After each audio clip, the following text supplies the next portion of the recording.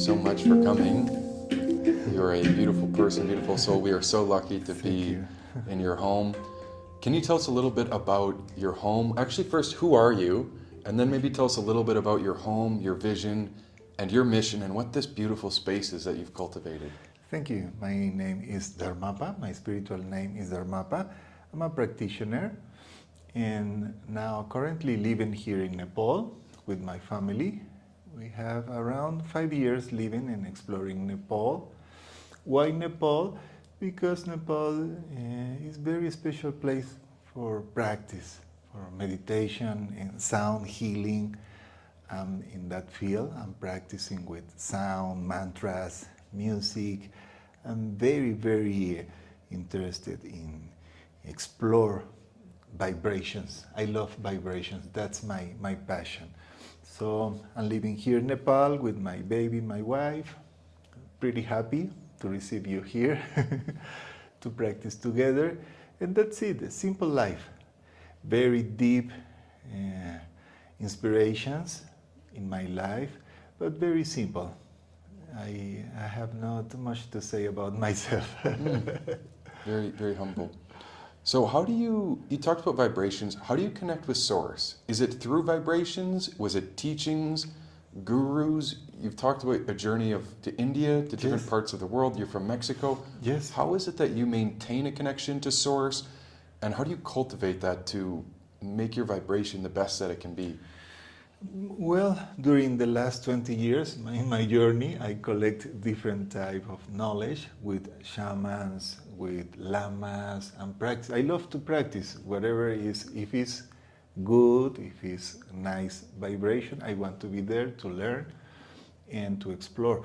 So during the last 20 years, I received lots of gifts from indigenous people in South America, also in Mexico, Native American people.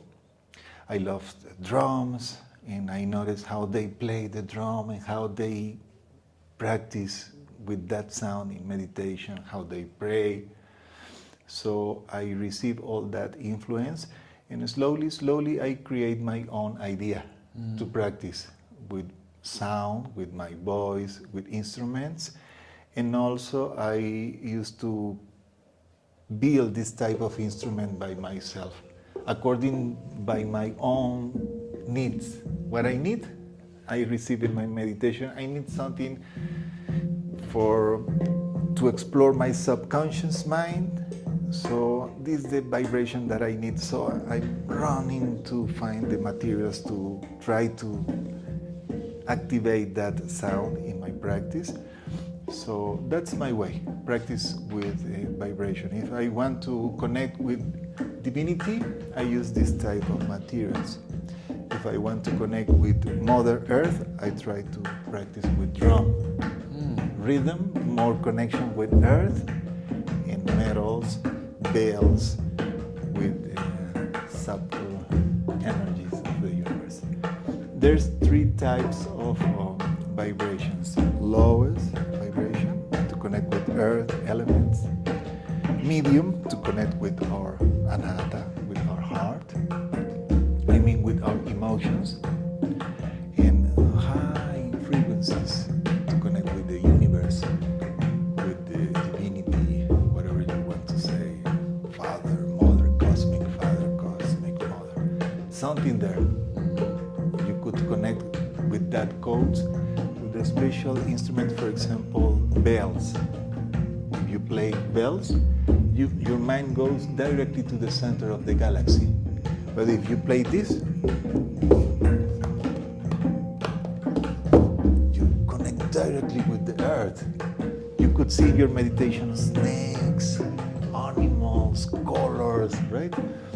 If you play this type of materials, your mind goes more cosmic mind, crystal mind, rainbow mind, diamond mind. So I found that in my practice. You're such an exquisite person because you've taken the ancient roots of many traditions, but you've infused creativity into that, right? How did you figure that out, and what does creativity have to do with spirituality, I guess. Very related, I mean, spirituality is all the potential to manifest beautiful codes, beautiful knowledge, beautiful vibrations that is in the subtle level of the universe.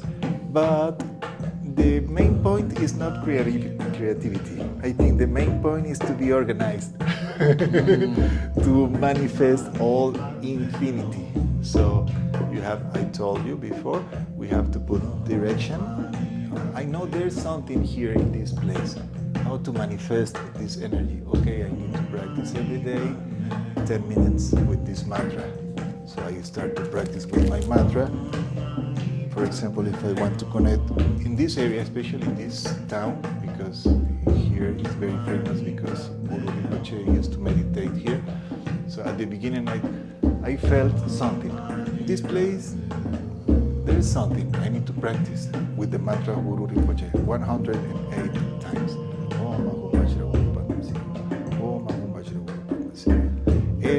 Every day, during 108 days. After that, I could say, now I understand a little bit more what's going on here. So we need to put discipline. I want to say discipline is very important. Not only the inspiration or the creativity, because in some way creativity is pretty chaotic. You receive many ideas. Wow, this is amazing. Wow, this is beautiful. Wow, I want to do these colors, sounds, taste, everything. But to explore very formal your spirituality, you need discipline. You need to write down, I want to do this Monday, Tuesday, blah, blah, blah, blah, blah, during 21 days. After that, let's talk about this mantra. Interesting. I could say practice Om Mani Padme Hum for universal compassion. Oh, amazing! Wow, I like that mantra. Yes, but practice 10 minutes daily during 21 days. After that, let's talk about the mantra.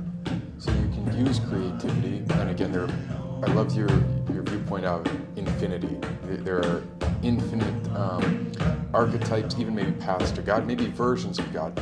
But you're saying to be able to connect to these, whether it's a being or beings, whatever it may be, it actually takes the work of discipline, staying focused, staying true, a plan. How did you discover that being so important on your path? Because I start with a guitar.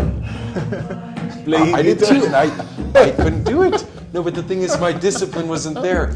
I tried for a month, and it was really frustrating. And I realized I wasn't in love with the right reason for it. But yes, the thing is, how strong is your will, right? For everything. If you want to travel, I love Tibet. I want to be in Tibet one day. But it's not only dream. You need to, in order to be there, you need to organize your life, your economy, many things. You need to make your dreams come true.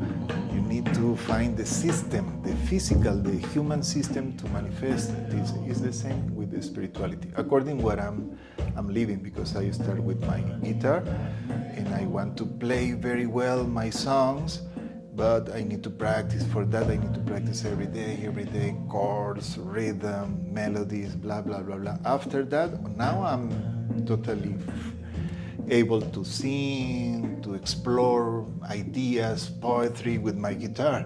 But at the beginning, it was hours and hours of practice and oh, look at my fingers, right? So if you go to India or here in the Malayan region, you could find incredible teachers who will say the same thing. Right? Do you want to explore what is the meaning of Kali? What is the meaning of Om Namah Shivaya? Yes, I would like to receive this. Practice 100 days, this mantra, these prostrations, this asana, and after that, let's talk. You have to do it. It's in the doing too. Yes, action. Okay. With your discipline, you spoke earlier in our conversation about the importance of archetypes. Yeah. Could you maybe highlight that? And we went into a bit of detail, but I thought that was very profound because you had a very unique twist on the importance of archetypes and how they relate to discipline and how we use them. Yes, because I used to travel around the world looking for knowledge here and there. And, wow, this is interesting in South America with the Incas, Peru, Cusco. Wow, look this symbol, these colors, gods. Not only one god, many gods. Many flavors, many sides. Flavors, many sides, many ideas. I have been in Greece. Wow, amazing. I was very, very deep in the philosophy at the beginning. So Plato, Socrates, and everybody there speaking many beautiful things. I have been in Egypt. Wow, many gods. But at the end of all my journey, I start to understand, no, it is the same thing. All one. With different faces. Every face represents different human behaviors, different human characteristics. Sometimes good, sometimes very bad characteristics, but are the same. So in my practice, in my own practice, I found 5 main archetypes that I used to practice every day. And it's very simple, it's not really complicated. The archetype of the child, the child, the man, the grandpa, the elder, yes, the shadow. And the 5th archetype is a little bit difficult because it represents the master of your elements. It's the dragon. The dragon is the 5th archetype. But at the beginning, we could try just with 3 archetypes. That's the main point. You could find in many spiritual schools, especially related with moon and sun, right? Because there's 4 seasons, and it's not by coincidence. Every season, every element represents one archetype. So I will suggest to practice, recognize, to understand very well, to discover in practical way in your daily life all these 3 main archetypes: the child, the man, and the grandfather or the older. When you will see in your daily life moments that you need to be very relaxed, very go with the flow, not really strict, not really serious. A youthful innocence of love and life, right? Love and life, and nothing about commitments, nothing. Just be here and now. But that's Peter Pan, right? Yes. People who are stuck in only that behavior could be kind of Peter Pan, not really responsible person. So I noticed, probably I would like to be happy all day, but I have family, I have wife, I have kid, so bills, bills, payment, something, responsibility. So in some moments during my daily life, I recognize, okay, this is the moment to be a man, more serious in this, doing this. After that, I noticed, now I could be the grandpa who guide others. The archetype of the master or the teacher is the grandpa. And sometimes the shadow. That's another topic. It's very deep topic, but it's very interesting. We have to explore that. 4 archetypes. At the beginning, just 3. Because if we want to practice with the shadow without discipline, without values, it causes of self-destroy.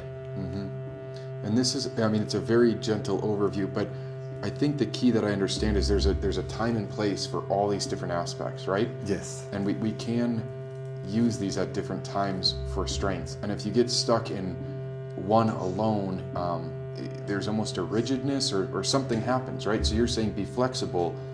And I think the goal, or if there's a goal, is to master these elements and when we use them. You talked about the shadow can be important when out in the market, when people are saying, buy this. If you're just a youthful child, you'll run out of money immediately and have nothing. If you're totally in the man psychology, you may not buy anything, but the shadow may say, is this sincere? Can I get it elsewhere? It's a little critical, right? Or a little bit. Exactly. Yeah. You need to understand when to doubt and when not. You know, you say, no, this smells something strange here. You feel your voice inside, something like you know, in cartoons they put one angel here and one evil or demon here, right? In every moment, you feel the presence of the angel or the evil. That's the archetypes in our psychology. So people who are only with the devil mind always Cynical at all of life. They see the, skepticals in many ways. Skeptics, It's not really good. But we need to understand when and how. Time and place. That's kind of dance, I told you. It's kind of here in India, in Nepal, Shiva is well represented in form of dancer, kind of dancer. Not exactly. That cosmic dance represents in practical terms our different archetypes or aspect of our psychology, our own psychology. And so when we're a master, then you're saying there's that fifth aspect, which kind of, you described it briefly, and we don't, it's more of a secret, but it's just the master that has all the right abilities to use those, and as a master of the elements, a master of the seasons. Yeah. It's beautiful psychology. Yes, the fifth archetype is the dragon. The dragon because it's the master of all elements.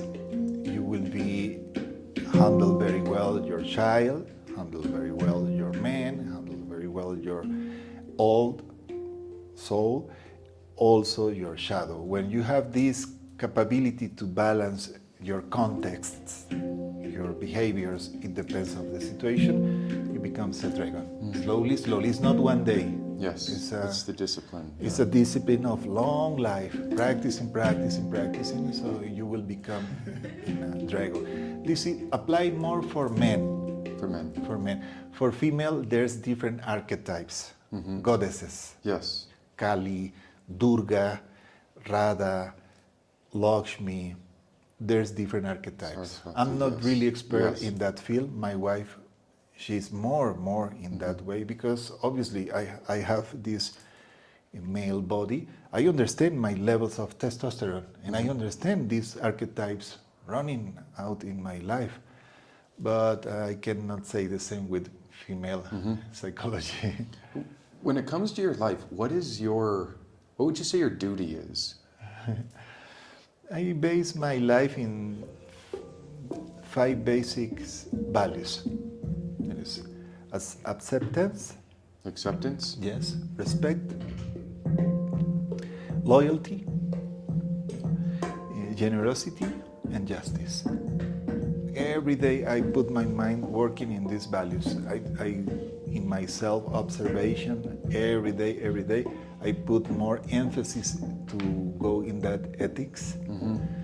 And that's it, no rules, nothing, just be aware in every context how works my psychology in front of these situations, daily situations. No more than that, because our mind is pretty crazy when we have no values. Values is very important, it's kind of foundation in our life. There's no more than values in terms of the background of one master or one practitioner. What we could say is the values of this person. You know what I'm saying? Values. Skills, you could say skills, but it's kind of paying attention on certain levels of ethics in our lives. One question that I've asked a few people from traveling is, if you could take one book with you for the rest of your journey, or maybe just what is the one book that you would say, you've got to read this? Is there one that comes to mind? Yes, one, many. In my mind, there's many, but I received lots of inspiration from the biography of Milarepa. Milarepa, yes, the great yogi of Tibet. Yes. I received lots of inspiration from that book. Oh, you could not imagine when I wrote that. Oh my God, look at this. He's a real practitioner, very deep inside of his practice. When he was very evil person at the beginning. Dharmapa was a murderer, if I'm Yeah, not mistaken. exactly. But he was also one of the greatest comeback stories. Yeah. He had such heavy karma, and he learned from great masters, and he was able to not let that bury him.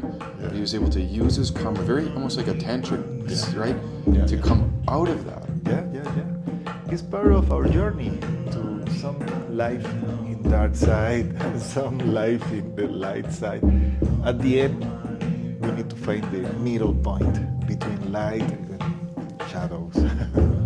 Kind of speaks to a little bit of your logo. Our logo, yes. What is your logo? Because this is the logo of this beautiful, by the way, we're in a beautiful home, oasis, transformative healing holistic center, which has a yoga floor, bedrooms, sound, and this is your logo. So what does the logo represent? Is it the opposites, the balance?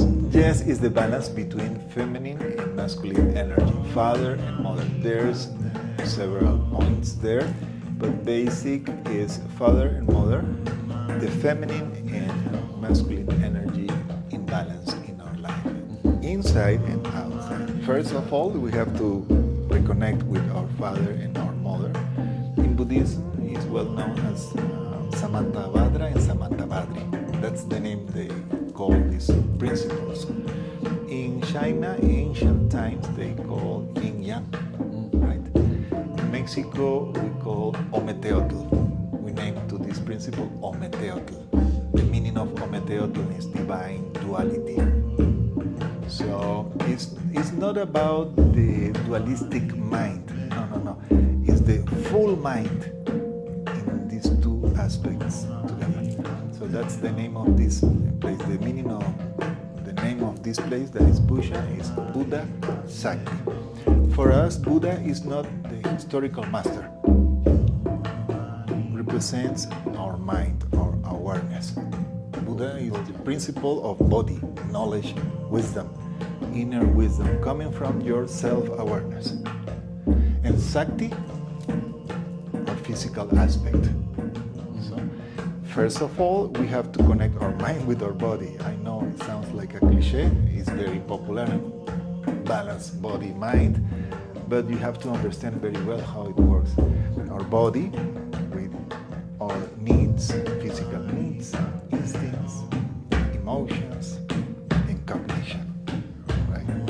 And mind, awareness, inspiration, devotion, blah, blah, blah.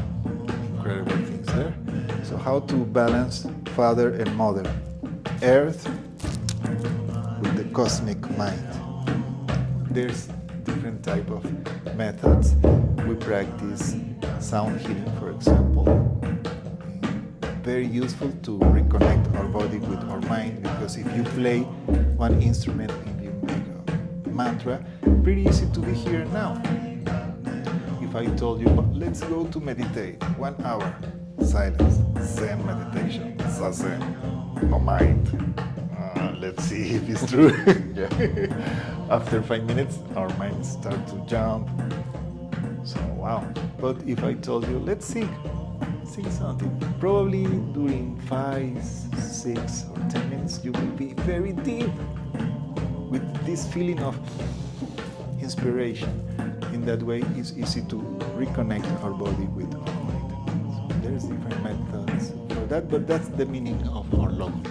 Something else, and this comes from our discussion earlier, that sets you apart in your mission from what I've learned in the short amount of time I've been here, is that there are all these great methods, but you bring something very unique, because all these texts tell us the same things, right? Like, yes, meditate, practice yoga, pray or go to church, go to the temple, do these things, and yes, the discipline matters, but you have a certain spin on health, and it's unbelievable the food we've had, right? You have a unique taste, and you're almost, I guess, in the process of building a farm, right? Yeah, Can you speak to the aspects of the importance of ingredients in health and food?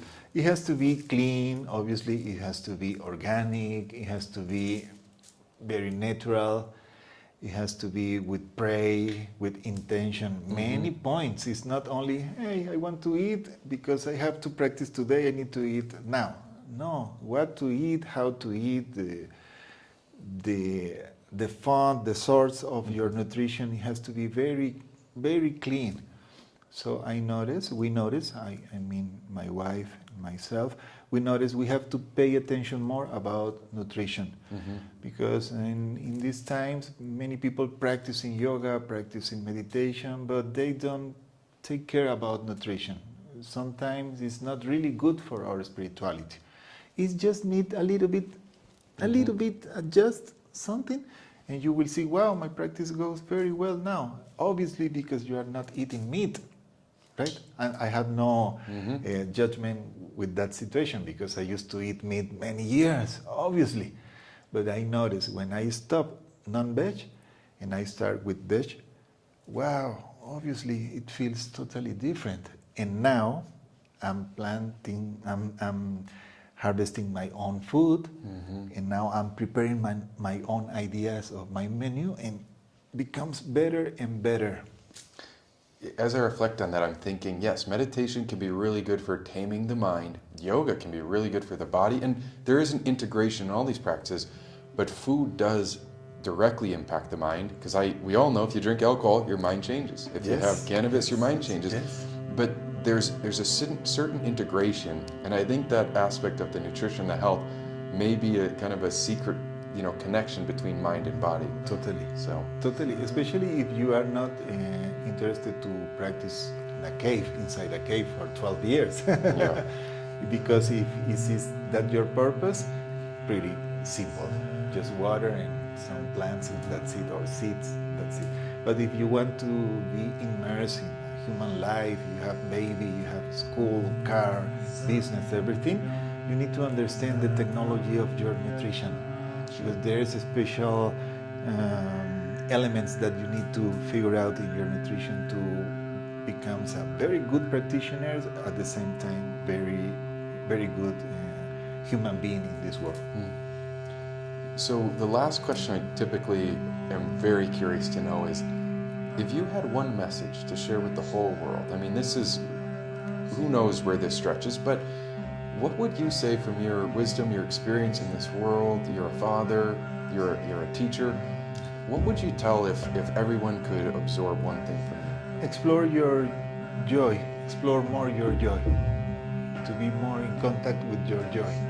Because joy, I told you, is part of the main set of human emotions. It doesn't matter if you are Christian, Buddhist, or American or Mexican.